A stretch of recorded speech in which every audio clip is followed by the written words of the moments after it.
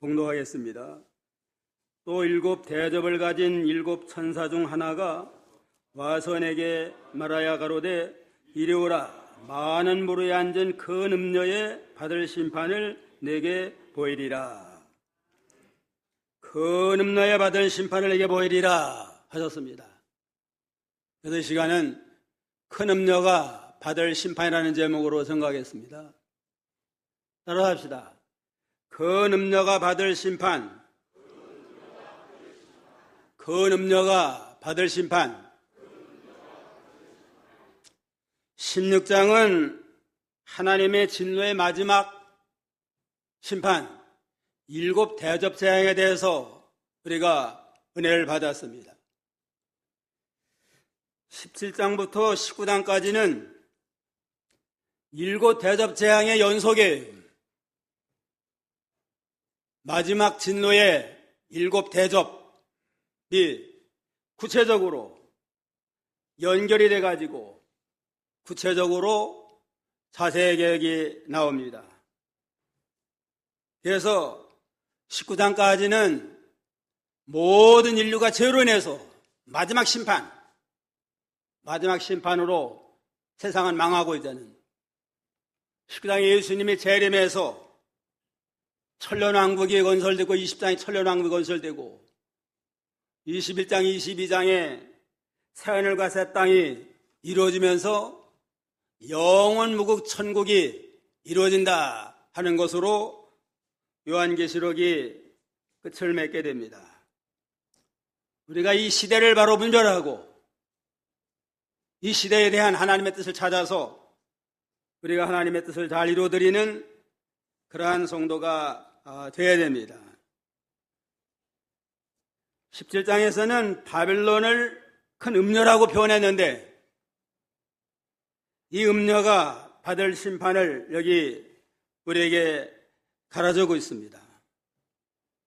바벨론이라고 하는 건 인본주의의 물질 문명, 이 세상과 타락한 모든 문화, 그 문명, 이런 모든 것이 마지막에는 하나님을 거스려 나가기 까닭에 심판받아서 이 세상 종말이 온다 하는 걸 예표적으로 우리에게 가르쳐 줍니다. 음녀는 왜 음녀라고 했나? 음녀라고 하는 건 자기 남편을 두고 다른 남자 따라가는 여자를 가르치잖아요. 여기 동성연애가 있어가지고 다른 또 여자를 따라가든가 남자를 따라간다든가 해서 본 남편을 배반하고 이렇게 어그로 길로 가면 음녀라고 그럽니다.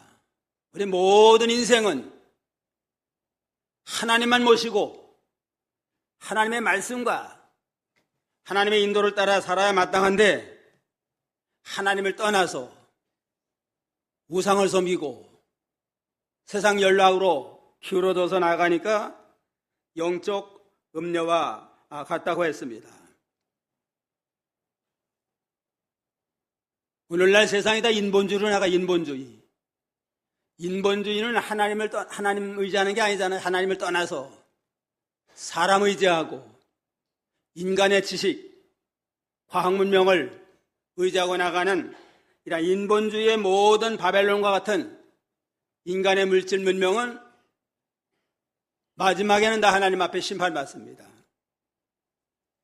그래서 음녀라고 하는 건 바벨론을 상징하고 또 사도 요한 시대는 로마, 글쎄 로마가 세계를 지배하면서 바벨론과 같이 하나님을 떠났고 오늘날에는 오늘날의 인본주의적인 세상 물질 문명, 이것이 음녀와 같습니다. 그러므로 영적으로 음녀는 인본주의적인 세상과 세상에 있는 타락한 문화와 문명, 이것을 음녀다 이렇게 우리가 말할 수가 있습니다. 첫째는 음녀가 온 세상을 미혹을 했습니다. 음녀가 온 세상을 미혹을 해서 하나님을 떠나게 하고 세상과 짝하게 만들어가지고 인류를 타락시키는 미혹의 역사가 일어나게 됩니다. 또 7대접을 가진 7천사 중 하나가 와서 그랬잖아요. 7대접을 쏟아버린 그 재앙의 천사들 가운데 한 천사가 나왔습니다. 그거 보니까 17장은 7대접 재앙의 연장선에 계속 이루어진다 하는 걸 알 수가 있습니다. 7대접을 가진 7천사 중 하나가 내게 말하여 가로되 이리 오라. 많은 무르에 앉은 큰 음녀와 받을 심판을 내게 보이리라. 이리 와라. 내가 난 많은 무르에 앉은 큰 음녀의 심판의 광경을 내게 보여주마 하고 사도 요한을 불러냈습니다. 근데 이 음녀가 많은 무르에 앉아있다. 무르에 앉아있다. 무리는 뭐냐? 15절 한번 읽어보세요. 15절. 15절.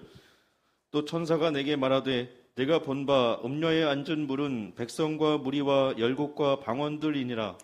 음녀에 앉은 물은 백성과 무리와 열국과 방언들이라.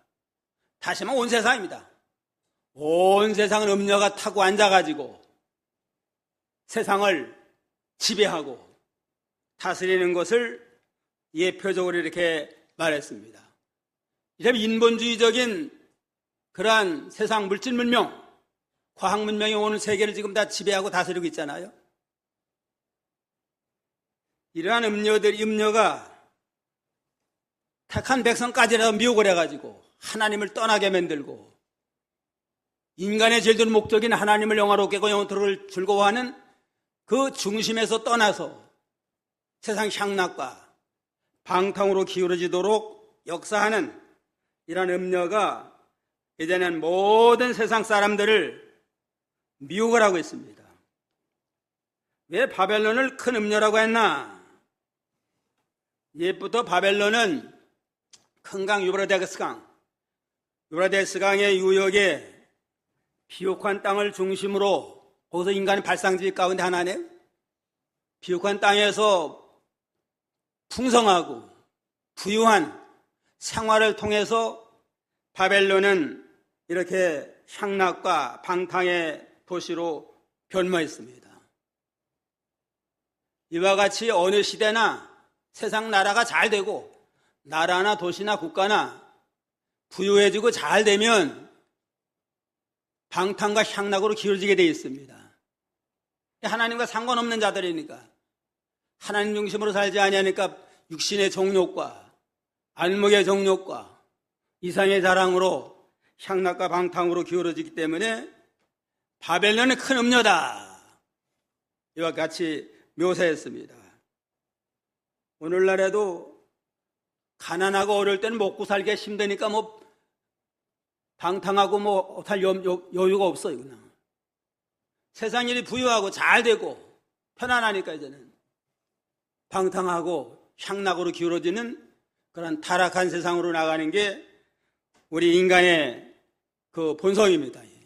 부패성 있는 까닭이에요. 그래서 음녀라고 하는 건 아까도 정의한 대로 인본주의적인 이 세상과 세상에 있는 타락한 문화와 문명이 이 시대의 음녀와 같이 모든 사람을 미혹을 하고 타락시킨 역사를 이뤄나간다. 이걸 우리가 분명히 알고 깨어 정신 차려서 이러한 세상 연락과 유혹에 빠지지 않도록 우리가 삼가 조심해야 됩니다. 요한일서 2장 15절에 보면 세상이나 세상에 있는 것들을 사랑치 말라. 눈이 세상을 사랑하면 아버지의 사랑이 그 속에 있지 아니하니 이는 세상에 있는 모든 것이 육신의 정욕, 안목의 정욕, 이생의 자랑이니 아버지께로 쫓아온 것이 아니요 세상으로 쫓아온 것이라. 세상도 가고 정욕도 지나가되 오직 하나님의 뜻만 영원하니라 그랬습니다. 세상과 세상에 있는 모든 것은 다 육신의 정욕, 안목의 정욕, 이생의 자랑, 무력과 정욕과 사욕에 속한 모든 것들입니다. 거기에는 하나님의 사랑이 없다고 그랬습니다. 다 지나가지만 하나님의 뜻만 영원히 남는다고 그랬으니까 우리가 세상 것에 우리가 세상 조류에 휩쓸리지 않도록 해야 됩니다. 그러므로 세상과 보떼고 나가는 건 가늠하는 여자와 같다, 이렇게 말씀을 했습니다. 야고보서 4장 4절, 야고보서 4장 4절 다 같이 한번 읽어봅시다. 가늠하는 여자들이요, 세상에 보탠 것이 하나님의 온심을 알지 못하느뇨. 그러니 누구든지 세상과 보시 되고자 하는 자는 스스로 하나님과 원수되게 하는 것이니라. 세상을 못 삼고 세상주의로 방탕으로 기울어진 건 무슨 여자예요?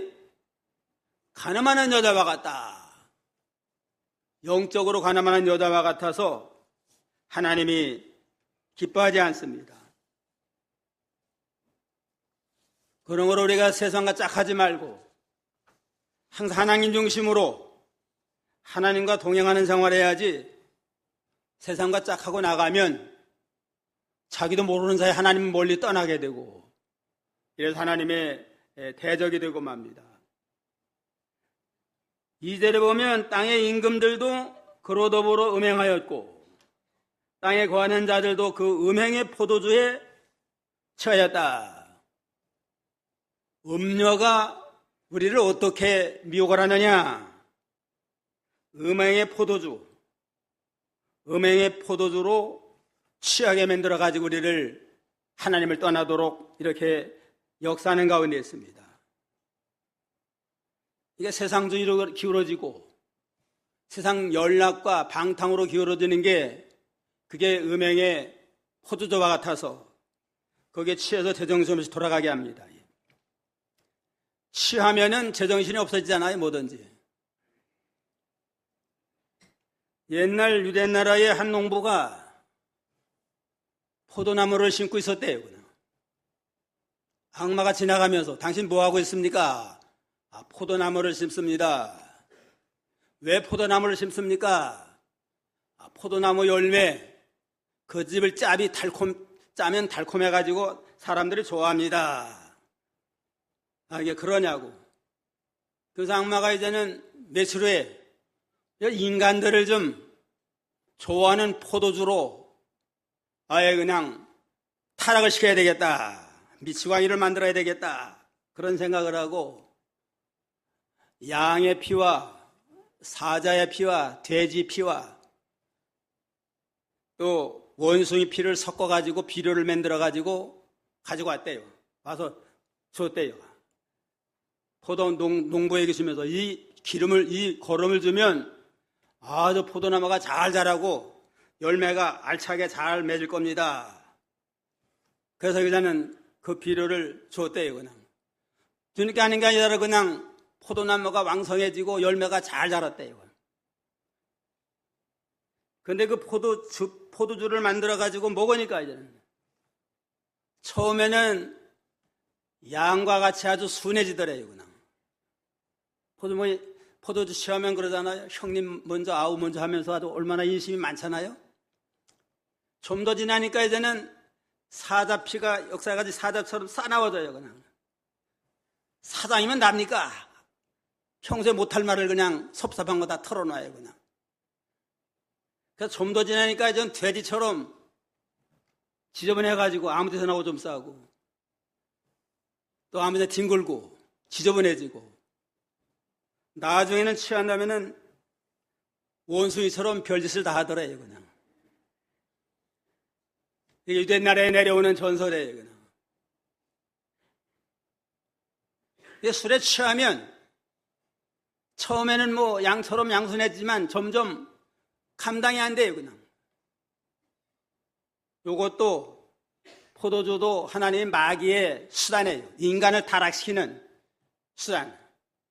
그러니까 큰 음녀가 음행의 포도주로 온 생 사람들을 타락시키는 이러한 미혹의 역사가 일어나게 됐다, 이렇게 말씀을 하고 있습니다. 땅의 임금들도 그로 더불어 음행을 하였다. 땅의 임금들은 다 권력 있고 돈 있고 세력 있는, 권세 있는 자들 아니에요? 임금이나 권세 있는 자들, 돈 있는 재벌들, 사장들, 이런 힘 있는 사람들이 다 포도주에 취하고 세상 권세에 취하고 연락에 취하고 음란에 취하고 돌아가다가 이렇게 하나님을 멀리 떠나서 타락하는 이러한 상태에 빠지게 됩니다. 그래서 말세에 여러 가지 고통이 임하게 되는데 고통의 원인이 뭐냐? 디모데후서 3장 2절로 5절에 보면 디모데후서 3장 2절 5절에 보면 사람들은 자기를 사랑하고 돈을 사랑하고 또 교만하고 회방하며 부모를 거역을 하고 감사치 아니하고 배반하고 팔며 쾌락 사랑은 하나님보다 더 사랑하고 경건의 모양은 있으나 경건의 능력은 없는 자니 이러한 자들에게서 돌아서라 그랬습니다. 말세보다는 큰 음녀와 같은 세상이 자꾸 자기 사랑하게 만들어요. 그냥. 돈 사랑하게 만들고 또 쾌락을 하나님보다 더 사랑하게 만들고 교회도 경건의 모양과 형식은 거룩하고 경건한 것 같지만 실제는 말씀 떠나고 믿음 떠나니까 그냥 모양만 잘 믿는 것 같고 경건한 것 하지만 경건의 능력이 없는 형식적인 그러한 신앙으로 전락시는 일을 음녀가 하는 일입니다. 큰 음녀와 같은 세상주의가 오늘날 믿는 사람을 믿지 않는 사람을 전부 타락시켜가지고 이렇게 형식과 습관으로 기울어지게 하는 그러한 상태에 있습니다. 또 음녀는 이렇게 음행의 포도주로 타락을 시키고 또 음녀는 붉은 빛 짐승을 타고 있었다 그랬습니다. 3절에 보면 곧 성령으로 나를 데리고 광야로 가니라. 내가 보니 여자가 붉은 빛 짐승을 탔는데 그 짐승의 목에 참남대 이름들이 가득하고 7 머리와 10뿔이 있더라. 붉은 빛 짐승을 탔다. 붉은 짐승 하니까 뭐가 생각나요? 붉은 빛 짐승은 마귀를 가려. 마귀 색깔이 마귀 색깔. 마귀 색깔. 또 혈기를 부리고 노하면은 그냥 얼굴이 붉어지잖아요. 그냥. 혈기를 부리고 노하는 이런 마귀의 영향을 받아가지고 붉은 짐승을 탔으니까 그냥 거기에 영향을 받아가지고 다 마귀 역사를 하고 하나님 거스려 나가는 일을 하면서 왕들과 모든 권세자들을 미혹을 해가지고 하나님을 떠나게 하는 역사가 시대마다 이렇게 일어나게 될 것을 예언적으로 예표적으로 우리에게 교훈하고 있습니다. 4절에 그 여자는 또 짐승의 몸에 참남된 이름들이 있더라. 근데 짐승은 적그리스도를 가르치는데 적그리스도가 나타나가지고 자꾸 이제는 그 세상 왕이나 권세자들을 자꾸 부추겨가지고 참남되게 그냥 자기 주제에 맞지 않는 이름, 자기를 신성시하고 우상화해가지고 타락시키는 일을 합니다. 로마의 왕들을 왕이 된다면 자기가 신처럼 그냥 지문 국가다 하고 자기가 신처럼 군림을 해가지고 백성들에게 자기를 절하라고 그러잖아요. 기독교인들이 많이 핍박을 받았습니다. 왕에게만 경배해야 되는데 왕 외에 하나님을 더 경배한다고 그러니까 기독교가 많이 로마 시대에 핍박을 받았습니다. 이게 참남된 이름 아니에요? 제가 왕이래요. 그냥. 제가 하나님이래요. 그냥. 자기를 우상화하고 신격화하고. 느부갓네살 왕도 큰 우상 만들어 놓고 절하게 했다가 결국은 망했잖아요. 이와 같이 이게 다 음녀의 간교한 미혹이에요. 그냥. 내가 잘한다. 너에 누가 있느냐. 그래가지고 하나님을 무시하고 신성시하고 또 북한의 김일성이나 김정은이나 또 김정은은 그 나라의 하나님이에요. 그 나라의 하나님이에요. 공산주의, 주체사상의 10대 강령은 십계명 가운데 하나님 대신 김일성을 그 위에 놓고서는 10대 강령 만들어가지고 지도하고 있습니다. 공산국가에서 제일 미워하는 게 기독교예요. 그냥. 기독교하고는 상극이라 용납이 안 돼요. 그냥. 기독교를 다 핍박을 하고 다 죽이고 그랬잖아요. 그럼 자기가 하나님을 노릇합니다. 이건. 얼마나 참남 때요. 그냥. 또 4절에는 그 여자가 자줏빛과 붉은빛 옷을 입고 금과 보석과 진조로 꾸미고 손에 금잔을 가졌는데 가정한 물건과 그 음행에 더러운 것들이 가득하더라. 또 여러 가지 자줏빛 또 붉은빛은 다 이건 호화찬란하게 사치하게입니다. 사치하게 꾸미고 여러 가지 보석으로 장신구를 만들어 가지고 단장을 해서 이게 외부적으로 육신적으로 자기를 아름답게 꾸며가지고 자기를 과시하려고 하는 이러한 가운데 나가게 된다고 그랬습니다. 그리고 5절에는 5절 다 같이 읽어봅시다. 그 이마에 이름이 기록되었으니 비벨마 큰 바벨론이라 땅의 음료들과 가정한 것들의 어미라 하였더라. 그 비밀인데 그 음료는 바로 바벨론이다 그랬습니다. 6절에 또 다 같이 또 내가 보니 이 여자가 성도들의 피와 예수의 증인의 피에 취한지라 내가 그들을 보고 기여기고 그게 기여기더라. 음녀들이 궁극적으로는 하나님을 대적하고 성도를 핍박을 해요. 핍박을 해서 성도의 피, 성도를 죽여가지고 그 피에 취하고 예수의 증인들 복음 증거하는 자를 피에 취해가지고 이렇게 또 기독교를 대적하는 이러한 가운데 처하게 됐다고 그랬습니다. 어느 시대나 음녀와 같은 적그리스도의 역사는 교회를 핍박을 하고 또 성도를 죽이고 해서 하나님의 구원론을 방해하는 역사를 이뤄나갑니다. 우리나라 국회의원 80여 명이 교회 폐쇄법을 발의했다고 그래요. 이게 자유주의 민주국가에 있을 수 있는 일이에요?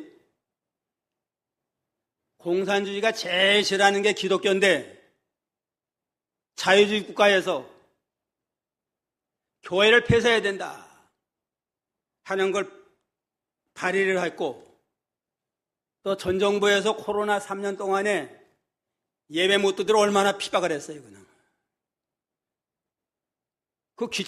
그 코로나에 대한 규칙을 지켜라. 또 마스크 쓰고 손 깨끗이 씻고 하는 거 그 주의주고 단속하는 건 좋은데 예배 못 드리도록 한 거 이거는 아주 참 악한 일이에요. 이거는. 이런 것들이 지금 바로 큰 음녀와의 미혹입니다. 음녀와 같은 그런 미혹이 전 세계적으로 일어난 이러한 때를 당했으니까 시대를 잘 분별해서 우리가 거기에 굴하지 아니하고 오로지 하나님과 하나님 말씀을 양보하지 말고 거기까지 세워나갈 그럴 필요가 있습니다. 둘째는 7머리와 10뿔을 가진 짐승이 나와가지고 대적을 합니다. 7절에 보면 천사가 가로되 왜 기이 여기느냐 내가 여자와 그 탄 바 7머리와 10뿔 가진 짐승의 비밀을 내게 이르리라. 7머리 10뿔 가진 짐승의 비밀을 내게 이르리라. 7머리는 왕이 7이라는 겁니다. 7왕이 일어나고 10뿔 뿔은 권세 아니에요? 권세자들 10명이 나온다. 이건 상징으로 7이나 10이는 완전수, 상징수예요. 이게 모든 왕들, 모든 권세들이 다 일어나가지고 하나님을 대적하고 교회를 핍박하는 역사가 말세에 일어나게 될 걸 우리에게 예표적으로 가르쳐 줍니다. 하나님을 떠난 모든 세상 국가들이나 왕들, 권세자들 이런 자들도 결국은 하나님을 대적하고 나가다가 말세 마지막 때는 이제는 어린 양을 대적해가지고 큰 싸움이 일어나게 됩니다. 이게 지금의 말세로서 국가적으로나 모든 거 점점 기독교에 대한 반기독 사상으로 이루어지지 신앙생활을 도와주는 일이 쉽지 않아요. 그냥 이게 말세 현상이에요. 말세가 될수록 점점 여러 일곱 왕들, 열 뿔과 같은 모든 권세들이 다 일어나가지고 하나님을 대적하는 그런 가운데 나가게 된다. 그래서 이 어린 양과 싸워요. 그냥 싸워 전쟁하지만 어린 양이 만왕의 왕이고 만주의 주가 되는데 그게 패할 수 없잖아요. 결국은 많은 환난과 핍박이 일어나고 일시적으로 순교자가 나오지만 최후의 승리는 어린 양 되는 그리스도에게 있다 하는 걸 여기 우리에게 위로하며 소망을 주십니다. 여기 14절 다 같이 한번 읽어봅시다. 저희가 어린 양으로 더불어 싸우려니와 어린 양은 만주해 주시오 만왕의 왕이시므로 저희를 이기실 터이요 또 그와 함께 있는 자들 곧 부르심을 입고 택하심을 빼시고 진실한 자들은 이기리로다. 저희가 어린 양으로 더불어 싸움을 걸어와요.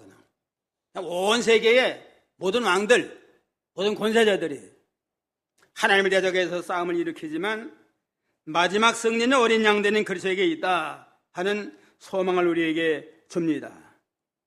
어떠한 환난, 어떠한 핍박이 일어난다 할지라도 마지막 승리 하나님께 있다 하는 소망을 가지고 끝까지 참고 견디면서 끝까지 죽도록 충성을 해서 생명의 멸류관을 얻는 그러한 복된 성도가 되어야 됩니다. 계시록 2장 10절 계시록 2장 10절 다 같이요. 내가 장차받을 고난을 두려워 말라. 볼지어다 마귀가 장차 너희 가운데 몇 사람을 옥에 던져 시험을 받게 하리니 너희가 10일 동안 환난을 받으리라. 내가 죽도록 충성하라. 그래야면 내가 생명의 멸류관을 내게 주리라. 장차에 대한 점점 환난과 핍박이 심해져요. 그냥 심해지지만은 얼마 동안 시험만 잘 참으면 돼요? 열흘 시험만 잘 참아라. 그러면 참고 죽도록 충성하면 내게 생명의 멸류관을 주리라. 아무리 열흘 시험은 우리가 감당할 수 있는 그러한 시험이에요. 그냥 최선을 다하면 우리에게 있는 모든 영혼 다 최선을 다하면 너희 감당할 수 있는 시험을 주는데 죽도록 충성을 하면 생명의 멸류관을 주어서 우리에게 영원한 영광 가운데 영생목날 누리도록 복되게 하시는 그런 하나님이십니다. 셋째는 진실한 성도가 음료를 이긴다. 큰 음료가 일어나서 묘걸 하고 또 일곱 머리 열 뿔 가진 짐승, 이게 적그리스도입니다. 적기도 국가가 일어나서 우리를 대적을 하지만 진실한 성도가 마지막에는 승리하게 한다. 14절 다시 한번 읽어봅시다. 5절인데 14절 다시 한번 읽어봅시다. 저희가 어린 양으로 더불어 싸우려니와 어린 양은 만주해 주시오 만왕의 왕이시므로 저희를 이기실 터이요 또 그와 함께 있는 자들 곧 부르심을 입고 빼내심을 얻고 진실한 자들을 이기리로다. 어린 양 되는 예수님은 만주의 주가 되시고 만왕의 왕이 되니까 전 세계가 달려들어서 대적을 해도 마지막에는 그들 다 물리치고 승리하게 됩니다. 그런데 그와 함께한 자, 주님의 편에 서서 주님과 함께 있는 자들은 그 부르심을 입은 자들, 또 빼내심을 얻은 자들, 신실한 자들은 그리스도와 함께 승리해서 영원한 영광에 들어가도록 역사하시는 그런 하나님이십니다. 누구와 함께하면 승리할 수 있어요? 그리스도와 함께하는 사람들. 우리는 무능하고 연약하지만 승리자된 예수 그리스도를 힘입어서 그와 함께하고 그 안에 거하고 그로 말미암아 사는 자는 이기고 또 이겨서 승리하게 됩니다. 그래서 성도에 대해서 여기 첫째는 부르심을 입은 자다. 우리의 자격과 공로로 구원받은 게 아니고 하나님의 사랑으로 불러주신 은혜로 말미암아 우리가 구원을 받았습니다. 그런 걸 우리는 하나님 불러준 자다. 내가 부족하지만 나를 택하고 나를 불러줬다 하는 소명감을 가지고 늘 확신 가운데 담대하게 믿음으로 나가야 되겠습니다. 베드로서 1장 10절 11절 보면 베드로서 1장 10절 11절 다 같이 그러므로 형제들아 더욱 힘써 너의 부르심과 택하심을 굳게 하라. 너희가 이것을 행한즉 언제든지 실족지 아니하리라. 이같이 하면 우리 주 곧 구주 예수 그리스도의 영원한 나라에 들어감을 넉넉히 너희에게 주시리라. 부르심과 택하심을 굳건히 붙들어야 돼. 하나를 불러줬다. 나를 택해줬다. 그러고 나는 그리스도로 말미암아 넉넉히 영원한 나라에 들어갈 수 있다 하는 확신을 가지고 나아가면 암만 큰 음녀의 미혹에도 우리는 이길 수가 있습니다. 내 자신을 보면은 그냥 낙심할 수밖에 없어요, 그냥. 그러나 나를 택해줬다. 나를 불러서 하나님의 백성 삼았다 하는 이 믿음을 굳건히 붙들고 나아가면 넉넉히 영원한 나라에 넉넉히 들어갑니다. 그 다음에 빼내심을 얻었다. 죄악 세상에서 나를 골라 뽑아가지고 하나님의 택한 백성을 삼아놨다. 구별된, 세상과는 구별된 거룩한 성도로 불러줬다 하는 믿음을 가지고 우리가 이제는 날마다 세상과 구별된 생활을 해야 됩니다. 세상과 짝하지 말고 음행의 포도주와 같은 세상주의에 빠지지 말고 세상과는 구별된 그런 하나님의 백성으로서 우리가 거룩한 생활을 힘을 쓰고 그 다음에는 진실한 자, 진실하신 하나님을 믿고 진실하려면 말씀대로 순종함으로 진실한 자가 되어서 우리가 날마다 믿음으로 성생활하는 복된 성도가 되어야 됩니다. 진실이라는 말과 믿음이라는 말은 서로 같은 거예요. 원어로 믿음이라고 하는 건 피스토스라고 그러는데 피스토스의 뜻은 믿음, 진실, 신용 이라는 의미가 다 같은 뜻이에요. 참으로 믿는 자는 진실한 자입니다. 믿는다고 하면서 양심 삐뚤어 쓰고 진실하지 못하면 그건 참된 믿음이 있는 게 아니에요. 참으로 믿으면 진실하고 양심 똑바로 서서 모든 일을 하나님의 뜻대로 바로 할 수 있습니다. 이게 성도는 진실이 생명이에요. 이기솔 목사님이 기독교에 가장 중요한 게 뭐냐 하고 물어보니까 대답하시기를 진실이다. 둘째가 뭡니까? 둘째도 진실이다. 셋째가 뭡니까? 셋째도 진실이라고 그랬습니다. 나는 믿는 사람이다 하는 건 나는 진실한 사람이다 그런 뜻이에요. 그냥. 믿는다고 진실하다고 말하면서 실제 양심 삐뚤어 쓰고 거짓말하고 이러면은 이거는 참으로 믿는 자라고 할 수가 없습니다. 그런 걸 우리는 아무리 세상이 타락하고 어그림 갈다 할지라도 세상 따라가지 말고 그때그때 그냥 자기 유불리를 따라서 이렇게 술수 쓰지 말고 항상 하나님 앞에 양심 똑바로 서서 진실한 자가 됩니다. 승리할 수 있는 사람 세 가지. 첫째가 뭐예요? 부르심을 받은 사람, 하나님께 부름받은 나는 하나님의 백성이다. 둘째는 나는 빼내심을 받았다. 세상과는 구별된 거룩한 자다. 그 다음에 셋째는 진실한 자다. 진실한 하나님을 진실한 말씀대로 믿으니까 진실되게 양심적으로 나가는 자는 어떤 음녀의 미혹도 능히 이기고 믿음으로 승리할 수 있는 그런 성도가 될 수가 있습니다. 그런 걸 항상 우리는 나는 구원받은 부름받은 하나님의 백성이다. 부름받은 성도답게 세상과는 구별된 진실한 믿음으로 나가자 해서 어떠한 유혹과 시험도 이기고 승리하는 성도가 되어야 됩니다. 그 다음에 넷째는 음녀는 결국은 멸망당합니다. 16절 나갔지요. 내가 본 바 이 열불과 짐승이 음녀를 미워하여 망하게 하고 벌거벗게 하려 하고 그 살을 먹고 불로 아주 살으리라. 지들이 싸워가지고 결국은 다 벌거벗겨가지고 불살라 없애치워요. 그냥 열불과 짐승은 다 적그리스도들, 하나님을 대적할 때 나와서 싸우던 자들인데 마지막에는 아예 음녀를 미워해가지고 망하게 하고 벌거벗게 해가지고 살을 먹고 불로 대신 채운다 그랬습니다. 이게 세상 나라는 그래. 하나님을 떠난 세상 나라는 유익할 때 이용해 먹고 이제는 손해 날 것 같으면 지들끼리 싸워서 물리쳐 죽입니다. 이게 세상 나라는 연합해서 나가는 것 같지만 나중에는 저희들끼리 이권 다툼하다가 그냥 싸워서 스스로 멸망하고 말아요. 온 세계가 노아 홍수 이후에 다 두라평야에서 바벨탑을 쌓았잖아요. 바벨탑을 쌓았는데 하나님이 합당치 않아요.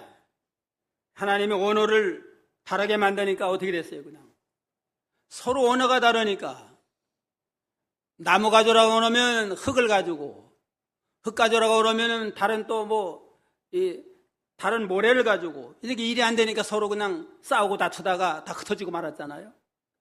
하나님을 떠난 인본주의의 모든 세상 물질 문명은 결국은 마지막에는 서로 싸우다가 서로가 망하고 없어진다 하는 걸 음녀의 멸망으로 우리에게 예표적으로 가르쳐주고 있습니다. 오늘 큰 음녀에 받을 심판, 첫째는 어떻게 한다고 그랬어요? 음녀가 온 세상을 미혹을 한다. 음녀의 포도주로, 세상주의로, 무력과 정욕과 사욕과 같은 인간의 욕심으로 미혹을 하고, 둘째는 어떻게 돼요? 7머리와 10뿔 가진 짐승이 나와가지고 하나님을 대적합니다. 온 세상이라고 해요. 온 세상의 모든 왕들, 모든 권세들이 다 일어나가지고 하나님을 대적하지만 최후의 승리는 어린 양된 예수에게 있습니다. 그래서 셋째는 어떻게 돼요? 진실한 성도가 음녀를 이긴다. 마지막에는 예수님이 이기는데 그와 함께한 자들, 부르심을 받은 자들, 빼내심을 받은 자들, 진실한 자가 결국은 승리합니다. 항상 하나님 앞에 우리는 부름받은 하나님의 백성이다 하는 자부심을 가지고 세상과 속화되지 말고 구별된 생활하고 진실된 믿음을 가지고 나아가서 승리함으로 생명의 멸론을 받고 영원한 하늘나라 들어가서 영생복락을 누리는 복된 성도가 다 되기를 주님의 이름으로 축원합니다.